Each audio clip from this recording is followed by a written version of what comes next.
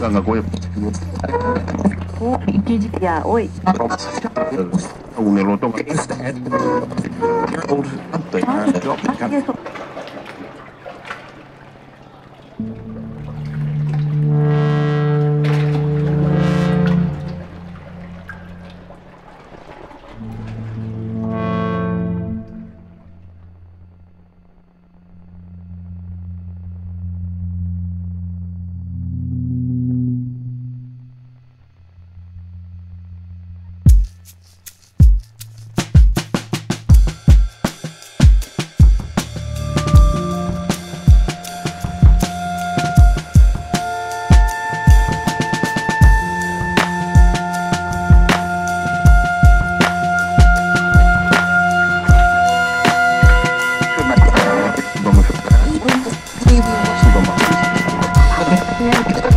Ganga gue Oh, iki ya, oi. un eloto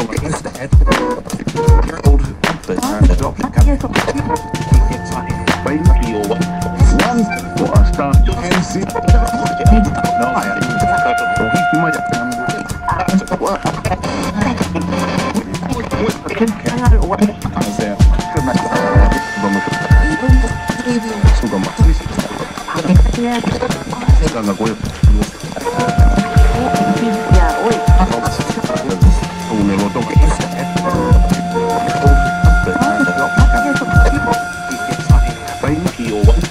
one for a star MC no Ya, oi. un eloto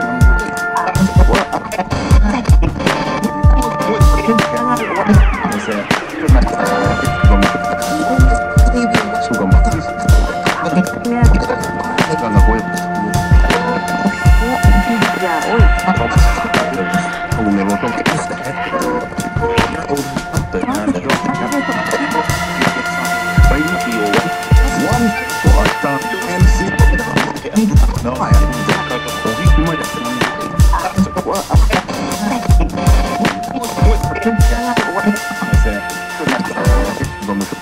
MC no Ganga gue Oh, iki ya, oi. un eloto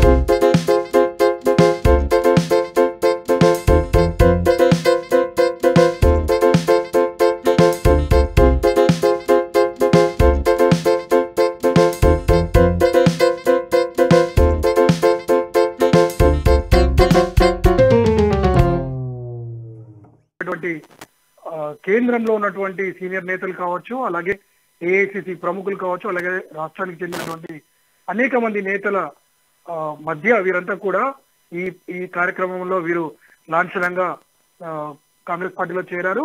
ముఖ్యంగా ఈ ఈ సమావేశంలో అంటే ముందుగా అంతర్గత సమావేశం నిర్వహించిన తరువాత రాహుల్ గాంధీని వీరు కలిశారు. ఆ తర్వాత మీడియాతో కూడా మాట్లాడారు. ముఖ్యంగా మీడియాతో మాట్లాడినప్పుడు కొన్ని విషయాలు పొంగులేటికి చాలా స్పష్టంగా తెలిపారు. తాము గత కొంతకాలంగా అనేక రకాల ఆలోచనలు చేశామని, అందులో జాతీయ పార్టీలో చేరడంతో పాటు ప్రాంతీయంగా ఒక పార్టీ కూడా పెట్టాలనే ఒక ఆలోచన చేశామని, కానీ ముందుగా ప్రజలతో చర్చించాకే ఎవరైతే తెలంగాణ ఉద్యమంలో పాల్గొన్నారో కవులు, కళాకారులు, ఉద్యమకారులు, అలాగే సామాన్య ప్రజలు ఏమనుకుంటున్నారు అనే దానిపై చర్చించిన తర్వాతే చేరాలని నిర్ణయించుకున్నామని, ఇందులో భాగంగానే పలు సర్వేలు కూడా నిర్వహించామని, కానీ సర్వేలో ప్రాంతీయ పార్టీ వల్ల తిరిగి బీఆర్ఎస్ పార్టీ అధికారంలోకి వస్తుందనే ఒక సూచన రావడంతో, అంటే ఎండ్ రిజల్ట్ మళ్ళీ రాష్ట్రంలో ఉన్న అధికార పార్టీకే అనుకూలంగా ఉండడంతో తాము తిరిగి కాంగ్రెస్ వైపు చూస్తామని, అయితే మరోవైపు బీజేపీ నుండి ఆహ్వానం వచ్చిన మాట వాస్తవేనని, కానీ బీజేపీ ప్రజల నమ్మకాన్ని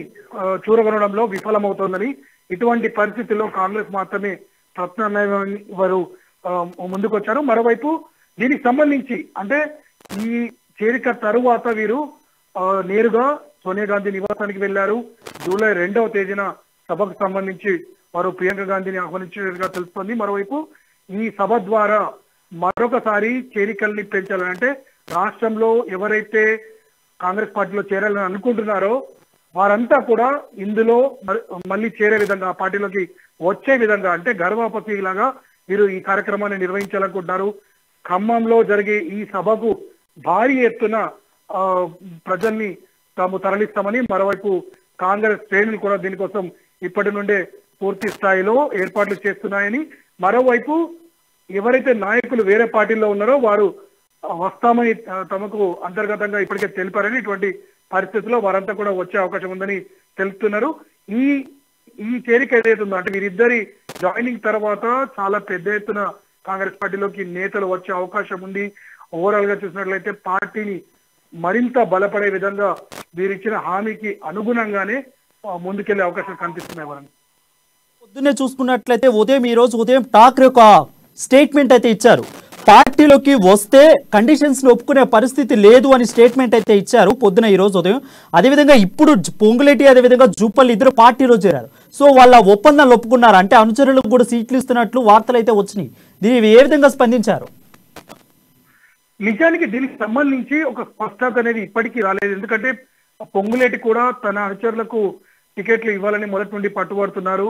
అయితే ఇలాంటి అంటే ఖచ్చితమైన ధోరణి వల్ల ఇబ్బంది ఎదుర్కొనే అవకాశం ఉంది. ఎందుకంటే పార్టీని మొదటి నుండి కాపాడుకుంటున్నటువంటి నేతలు, స్థానిక నేతలు ఎవరైతే ఉన్నారో టికెట్లను ఆశిస్తున్న వారు నిరాశకు గురయ్యే అవకాశం ఉంది. మొదట్లోనే ఇటువంటి పరిస్థితి రాకూడదని కాంగ్రెస్ అధిష్టానం భావిస్తోంది.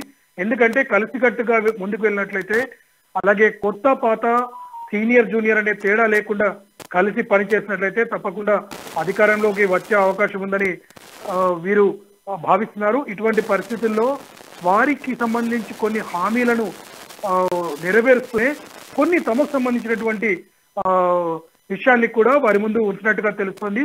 మరీ పట్టుబట్టకుండా ముందుగా ఎలాంటి కండిషన్స్ లేకుండా అన్కండిషనల్ గా జాయిన్ కావడం ద్వారా వారికి రానున్న రోజుల్లో మంచి భవిష్యత్తు ఉంటుందని వారు హామీ ఇచ్చినట్టుగా తెలుస్తుంది.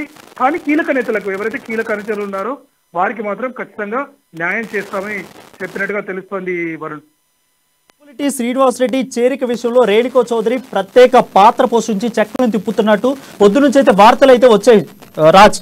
అయితే ఎలాంటి పాత్ర పోషించారు పొంగులేటి శ్రీనివాస్ రెడ్డి చేరిక విషయంలో? రేణుకా చౌదరి ఎలాంటి పాత్ర పోషించారు?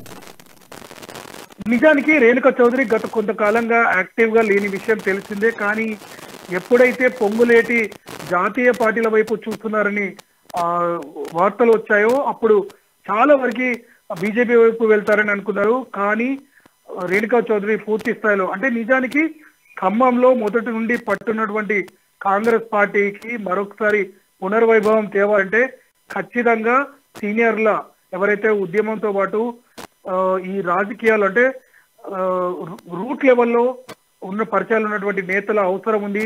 మరోవైపు బలగం ఉన్నటువంటి కాంగ్రెస్ పార్టీ ఈ రోజున కొంత వీక్ అయిన విషయం తెలిసిందే. ఇటువంటి పరిస్థితుల్లో పొంగులేటి శ్రీనివాస్ రెడ్డి లాంటి నేత కావచ్చు, అలాగే జూపల్లి కృష్ణారావు లాంటి నేత కావచ్చు, వీరికి అవకాశం ఇచ్చినట్లయితే ఖచ్చితంగా పార్టీ బలపడుతుందని భావించారు. తనకి సంబంధించి కూడా తన అనుచరులు ఎవరైతే ఉన్నారో వారికి సంబంధించి కూడా ఒక స్పష్టత వచ్చకే, అంటే పార్టీలో క్లాష్ రాకుండా పూర్తి స్థాయిలో రేణుకా చౌదరి కృషి చేసినట్టుగా తెలిసింది. మొత్తానికి ఎలాంటి ఇబ్బందులు గురి కాకుండా భవిష్యత్తులో సమన్వయంతో కాంగ్రెస్ పార్టీ నేతలు ఈ రోజైతే కనిపించారు. రానున్న రోజుల్లో కూడా ఇదే రకమైనటువంటి ఐక్యతతో ముందుకు వెళ్ళి పార్టీని అధికారంలోకి తెస్తామని అధిష్టానానికి కూడా హామీ ఇచ్చారు. వరుణ్, అయితే ఫైనలీ రాజ్ పొంగులెట్టి అదేవిధంగా జూపల్లి చేరిక తర్వాత రాజకీయాల్లో అదేవిధంగా తెలంగాణలో ఎలాంటి పరిణామాలు చోటు చేసుకుంటాయి? నిజానికి ఈ చేరిక చాలా కీలకమైనది వరుణ్, ఎందుకంటే ప్రస్తుతం ఉన్న పరిస్థితుల్లో ఒకవైపు బీజేపీ తన పార్టీలో ఆకర్షించడానికి అనేక రకాల చర్యలు చేపట్టింది. తెలంగాణపై స్పెషల్ ఫోకస్ పెట్టింది. వరుసగా జాతీయ అధ్యక్షుడు కావచ్చు, ప్రధాని స్థాయి వ్యక్తి కావచ్చు రావడం, అలాగే తెలంగాణ పార్టీ అధ్యక్షుడికి ఎంతో ప్రిఫరెన్స్ ఇవ్వడం జరిగింది. కానీ ఇటువంటి నేతలు ఎవరైతే తమ స్థానికంగా మంచి బలం ఉన్నటువంటి నేతలు కాంగ్రెస్ లోకి వచ్చిన తర్వాత ఆటోమేటిక్ గా ప్రజల్లో కావచ్చు, అలాగే ఆ పార్టీకి సంబంధించినటువంటి క్యాడర్ లో ఒక ఆశ అనేది పుడుతుంది. ఏంటంటే ఈ అధికార పార్టీని ఎదుర్కొనే సత్తా ఉన్నటువంటి కాంగ్రెస్ లోకి వలసలు పెరిగితే తిరిగి పునర్వైభవం అనేది వస్తుంది. అలాగే ఎవరైతే నేతలు ఉన్నారో, అంటే నిజానికి జాతీయ స్థాయిలో అధికారంలో ఉన్న బీజేపీ, రాష్ట్రంలో అధికారంలో ఉన్న బీఆర్ఎస్ కి మధ్య ఒక పొత్తు ఉందనే ఒక వాదన ఏదైతే ఉందో రేవంత్ రెడ్డి పదే చేస్తున్నారు. ఇది కొంతవరకు ప్రజలు కూడా నమ్మినట్టుగా తెలుస్తోంది. ఇటువంటి పరిస్థితుల్లో వారిని ఢీకొట్టాలంటే కాంగ్రెస్ తోనే సాధ్యమవుతుందని భావిస్తోంది. అందుకే వరుసగా ఎవరైతే నేతలు ఉన్నారో వారిని ఆహ్వానిస్తోంది. అయితే ఇప్పటికీ కూడా కాంగ్రెస్ లోకి రావడానికి పూర్తి స్థాయి స్వేచ్ఛ ఉందని, వారి కోసం తాము ఎటువంటి అంటే వారి డిమాండ్స్ ఏవైతే ఉన్నాయో అవి గనక ఒకవేళ న్యాయబద్ధమైన అయితే ఖచ్చితంగా నెరవేరుస్తామని అధిష్టానం ఇస్తోంది. మరోవైపు రాహుల్ గాంధీ జోడో యాత్ర తరువాత ఈ ఇంపాక్ట్ అనేది చాలా స్పష్టంగా తెలుస్తోందని రాజకీయ విశ్లేషకులు కూడా అంటున్నారు. తెలంగాణలో మాత్రం ఉన్న క్యాడర్ ని అలాగే నాయకులని సరిగ్గా వాడుకోగలిగితే ఖచ్చితంగా పార్టీ అధికారంలోకి వస్తుంది. మరోవైపు ఈ పరిణామాలు ఏవైతే ఉన్నాయో ఇవి ఇప్పటికే కాంగ్రెస్ కి అనుకూలంగా మారాయని చెప్పవచ్చు. వరుణ్, అయితే రాజు చూసుకున్నట్లయితే రాబోయే 5 నెలల్లో ఎక్కువగా తెలంగాణలో సభలు, ర్యాలీలు ఎక్కువగా నిర్వహించాలని కాంగ్రెస్ అధిష్టానం నుండి అధికారికంగా వచ్చినట్లు తెలుస్తోంది. ఈ మాటలు ఎంతవరకు నిజం ఉంది?